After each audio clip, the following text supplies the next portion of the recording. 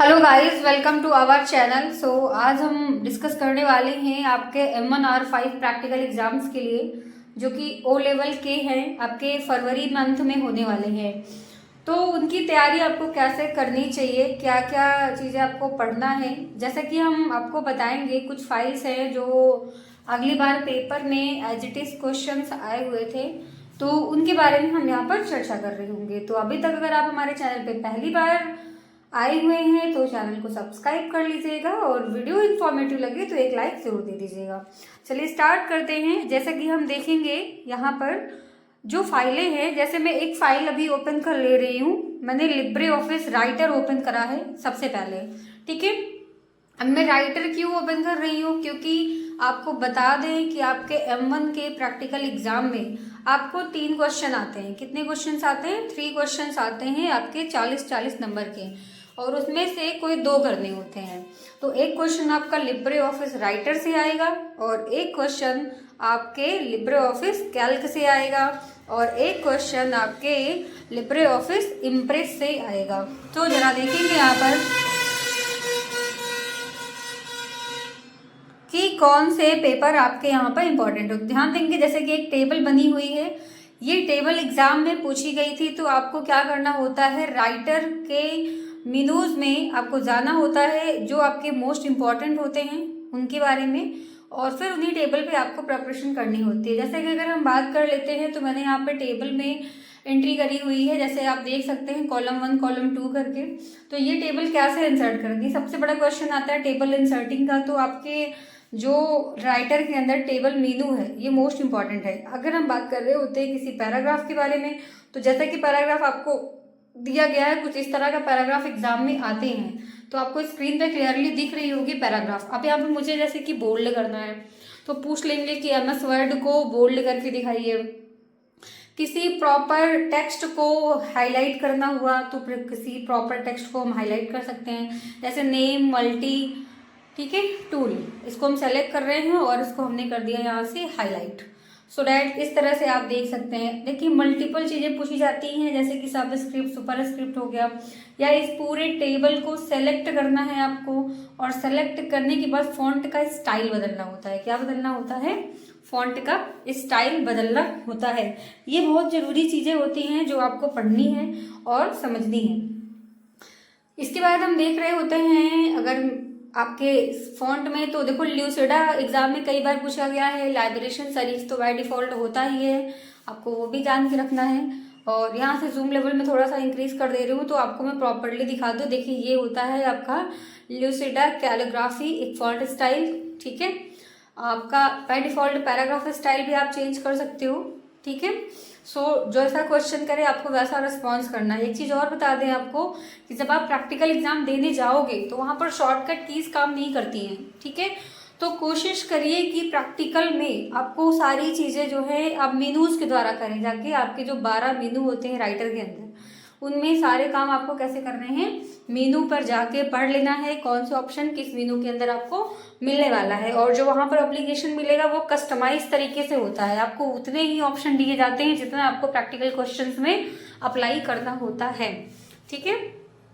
अगर हम बात कर लेते हैं थोड़ा सा फॉन्ट साइज, तो जैसे कि कभी कभी पूछ लेते हैं कि यहाँ पर हमें 17 करना है, तो देखो लिस्ट के अंदर आपको इवन नंबर्स मिलेंगे, ऑड नंबर्स नहीं मिलेंगे, तो आपको मैनुअली टाइप करके ही फॉन्ट साइज को बदलना है, ठीक है।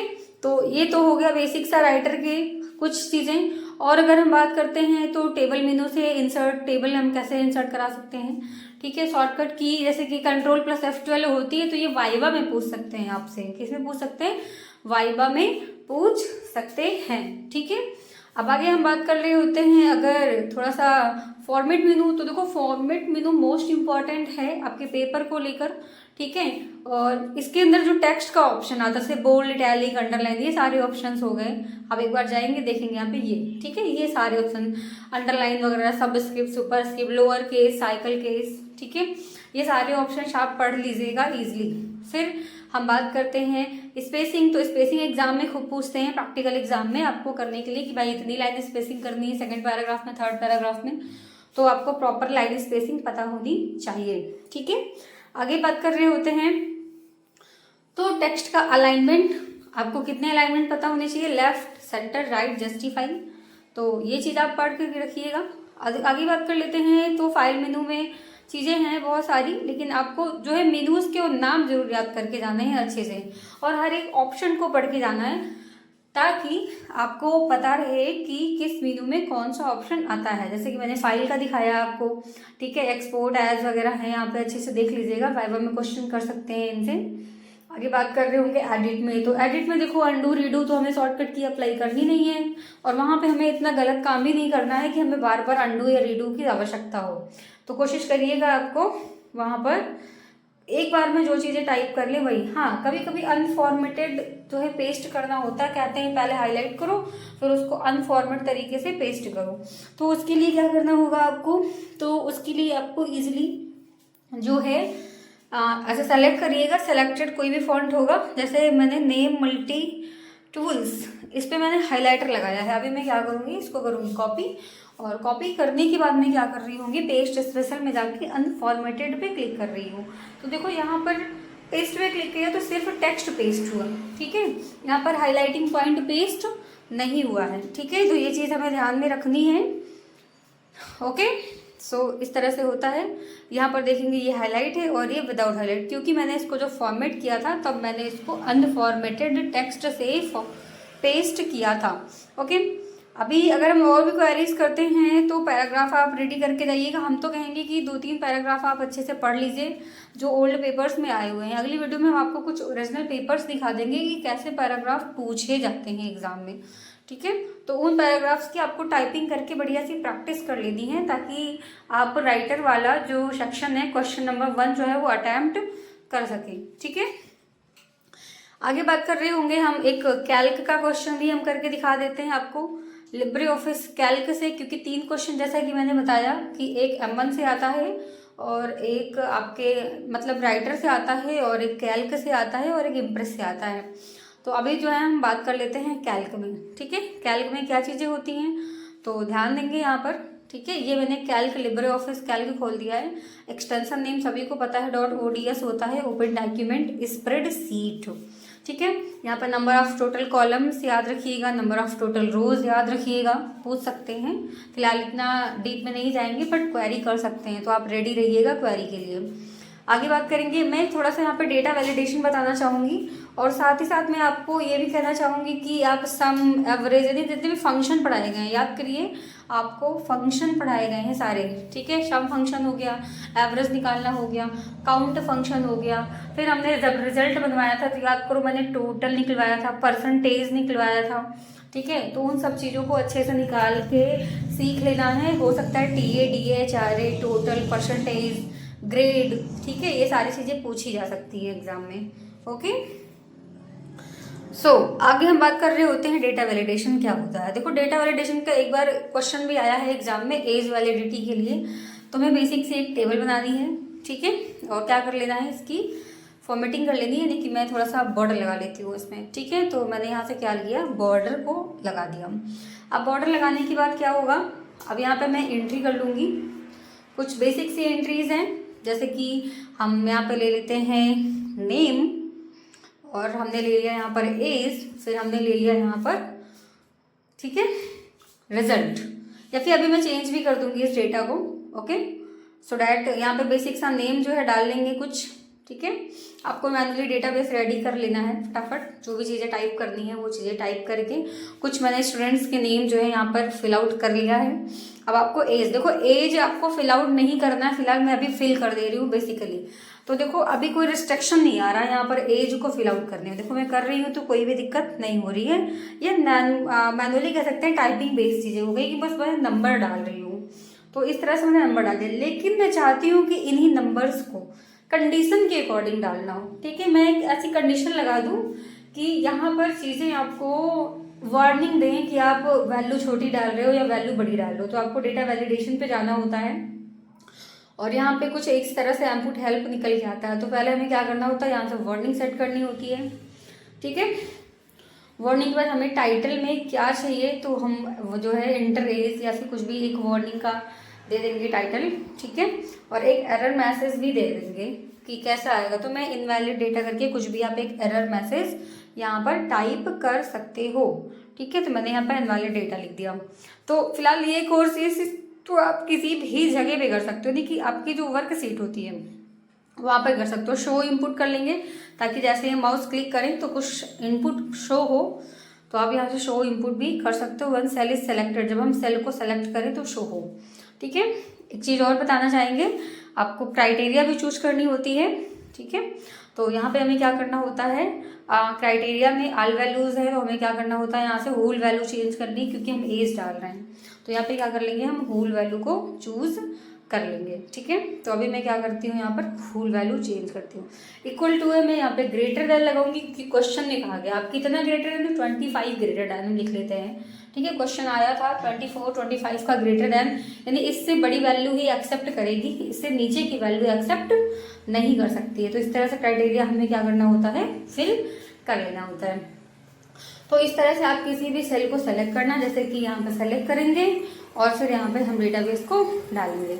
ठीक है, अब जैसे कि मान लीजिए यहाँ पर एज का सेक्शन हम ना देते तो आप डायरेक्टली यहाँ पे कोर्स का सेक्शन दे सकते हैं। ठीक है, जैसे मैंने CCC करा और मैंने सबका CCC कर दिया। ठीक है, अब मैं सेम प्रोसेस जैसे कि मैंने अभी आपको समझाया कि उस तरह से हमें डालना है। तो देखो मैं यहाँ पे छोटी वैल्यू डालूंगी तो भी वो एक्सेप्टेबल होगी। जैसे कि फिर से एक बार बता देंगे, डेटा सेलेक्ट करेंगे, वैलिडिटी पर जाएंगे और आपको यहाँ पर देखना है whole value allows greater than होना चाहिए, फिर हमें इनपुट हेल्प देख लेनी है, फिर हमें अलर्ट चेक कर लेना है। ठीक है, ये सारी चीज़ें होनी चाहिए, फिर हमें ओके कर देना है। जैसे ओके करोगे, अब यहाँ पे हम वैल्यू डाल के देखते हैं। देखो सबसे पहले हम यहाँ पर क्या डालने वाले हैं, 26। तो देखो 26 एक्सेप्ट कर लिया बिना किसी एरर के। ठीक है, लेकिन अभी देखो मैंने 12 डाला, ठीक है 12, तो देखो यहाँ पे इनवैलिड डेटा लिख कर आ गया। क्यों लिख कर आ गया इनवैलिड डेटा, क्योंकि मैंने अभी ग्रेटर देन के लिए कंडीशन लगाई थी। ठीक है, इस वजह से वहां पर इनपुट प्रोसेस नहीं हुई है। ठीक है, तो ये होता है कुछ बेसिक सा एरर कंडीशन। तो इस तरह से आपको कर लेना है, इजिली सॉल्व हो जाती है। ठीक है, तो ये मोस्ट इंपॉर्टेंट है, ये पढ़कर जाइएगा और ये सीख कर जाइएगा, ये हर बार लगभग एग्जाम में आ जाता है। ठीक है, तो दो चीज़ें मैंने बताया, आप तो एक स्टूडेंट रिकॉर्ड यानी कि टोटल परसेंटेज ग्रेड निकालना सीख लीजिए। और दूसरी बात, अगर हम बात कर रहे होंगे जैसे कि यहाँ पे ग्रेटर देन, तो यहाँ पे ले ही लेता है। और हमने बताया था आपको रिजल्ट में चीज़ें कुछ, तो वो भी आपको कर लेने हैं अच्छे से। फिलहाल मैं कुछ इम्प्रेस की चीज़ें भी बताना चाहूँगी, ये सारा मैं क्लोज कर लेती हूँ। जैसे कि फिल आउट करना है तो फटाफट इसमें नंबर डाल के, देखो टेक्स्ट भी दोगे तो नहीं लेगा। जैसे मैंने टेक्स्ट दिया अभी HG, कोई भी टेक्स्ट डाल रही हूँ तो देखो इनवैलिड डेटा आ रहा है। क्यों, क्योंकि मैंने वहाँ पर चूज़ किया था होल नंबर्स। ठीक है, इसलिए यहाँ पर ऐसा नहीं आएगा, तो मैं डिलीट कर दे रही हूँ फिलहाल इसको। ओके, अगर हम फाइल मेनूज की बात करें, एडिट मेनूज की बात करें, तो देखो इसमें भी मेनूज इंपॉर्टेंट हैं, सारे मेनू पढ़ लीजिएगा। ठीक है, हर एक मेनू के अंदर के ऑप्शंस को देख लीजिएगा कहाँ से क्या चीज़ें होती हैं। ठीक है, मर्जिंग बहुत आता है, तो मैं थोड़ा सा मर्ज के बारे में बता दूँ। तो जैसे शेल को मर्ज करना हुआ तो हम जाएंगे मर्जिंग में और यहाँ पे मर्ज सेल करेंगे तो कुछ शेल हमारी जो है मर्ज हो गई है।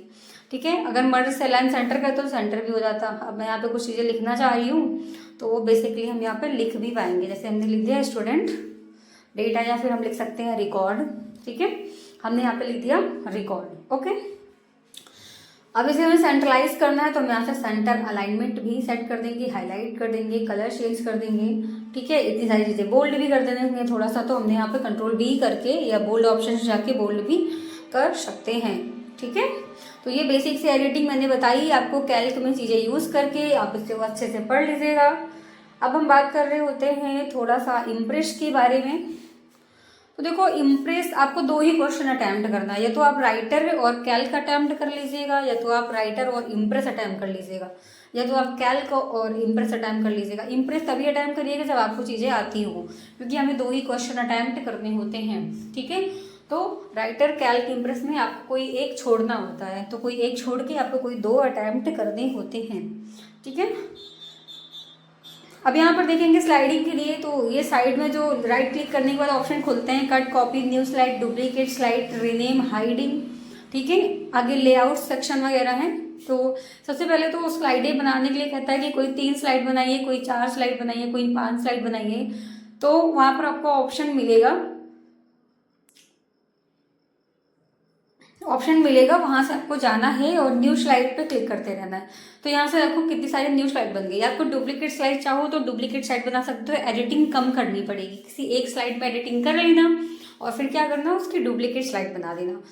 तो ये भी हेल्पफुल रहेगी आपके लिए अगर 5 स्लाइडें। देखो जनरेशन वगैरह लिखने को दे देते हैं कि भाई फर्स्ट जनरेशन से शुरू करिए और 5th जनरेशन तक लिख कर दिखाइए। देखो मेन होता है इसके अंदर ट्रांजिशन और एनिमेशन वगैरह लगाना। तो मैं एक छोटी सी जो है इंसर्ट करूंगी एक इमोजी, और उस पर मैं लगा के दिखाऊंगी आपको बेसिक से एनिमेशन, और एक ट्रांजिशन भी लगा के दिखाऊंगी। 2-3 ट्रांजिशन पढ़ लीजिएगा, नेम से भी पूछ सकते हैं। तो मैं कहूँगी कि आप सारे मेनू पढ़िए, ट्रांजिशन के लगभग जो है 8-10 नाम जो स्टार्टिंग के दिखते हैं वो सारे पढ़ लीजिए अच्छे से, कोई भी ट्रांजिशन बोल सकते हैं। अब जैसे मैंने यहाँ पे ड्रॉ करा, ठीक है, मैं ऐसे ऊपर से ड्रॉ कर ले रही हूँ, अभी नीचे का इरेज कर दूंगी मैं। तो मैंने यहाँ पे क्या करा, एक जो है स्माइली का इमोजी लेके आई हूँ मैं, और इसको मैंने यहाँ पर क्या कर दिया है, ड्रॉ कर दिया है। अभी हमें क्या करना है, ड्रॉ करने के बाद अगर हम देखते हैं चीज़ों को, तो हमें इस पर क्या लगाना होता है, एनिमेशन लगाना होता है। अभी हमें क्या करना है, एनिमेशन को लगाना है, और एनिमेशन लगाने के बाद चीज़ें कैसे करनी है आपको यहाँ पर सेट करनी होती हैं। तो आप इसको पहले सेंटर या फिर जो भी अलाइनमेंट है वो सेट कर लेना है इजीली। और यहाँ पर जैसे मैंने लिख दिया जनरेशन, ठीक है।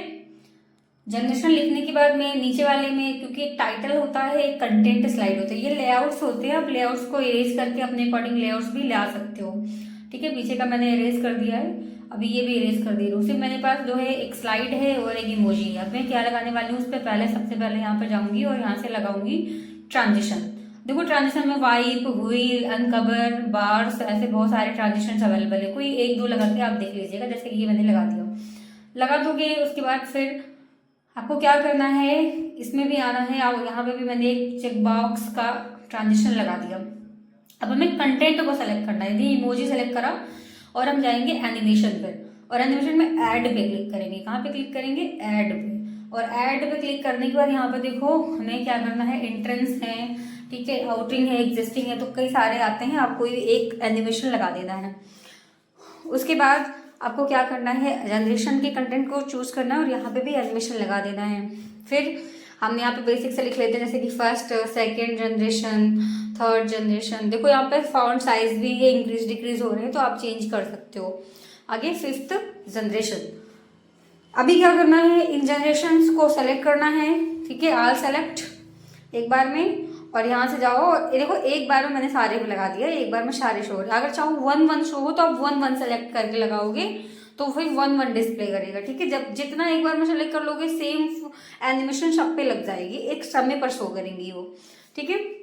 अब हम क्या कराएंगे, स्लाइड शो। देखो स्लाइड शो करा रही हूँ मैं, आपको दिख रही है स्क्रीनिंग, इसको जरा क्लोज कर देती हूँ पहले, ठीक है। अभी क्या करना होता है, यहाँ पर जैसे आप चाहो वैसे कर सकते हो, करंट स्लाइड फ्लो कर सकते हो या फिर कंप्लीटली स्टार्टिंग से कर सकते हो। तो इस तरह से देखो ये एनिमेशन हो रहा है, आपको शो हो रहा है कुछ इस तरह से, फिर ये टेक्स्ट आए, फिर ऐसे जनरेशन आ गए। तो ये होता है कुछ बेसिक से एनिमेशन लगाना, ट्रांजिशन लगाना, स्लाइड बनाना, ये बेसिक से क्वेश्चन आते हैं एग्जाम में, तो इसकी अच्छे से प्रिपरेशन कर लीजिए। अगर आपने ये एक छोटी सी वीडियो, लगभग 19 मिनट की वीडियो है, 19 से 20 मिनट की, अगर ये वीडियो आप देख लेते हैं तो M1 की प्रॉपर प्रिपरेशन आपकी हो जाती है। मिलते हैं नेक्स्ट वीडियो में, और आपको यहाँ पे प्लेलिस्ट वगैरह भी मिली है, तो प्लेलिस्ट में मैंने कुछ बेसिक चीज़ें बताया है अदर चीज़ों के बारे में, तो वो भी आपको पढ़ लेना है यहाँ पर, ठीक है। आगे हम बात कर रहे होंगे नेक्स्ट वीडियो में, अभी के लिए इतना ही, मिलते हैं नेक्स्ट वीडियो में। Okay bye bye, take care, all the best.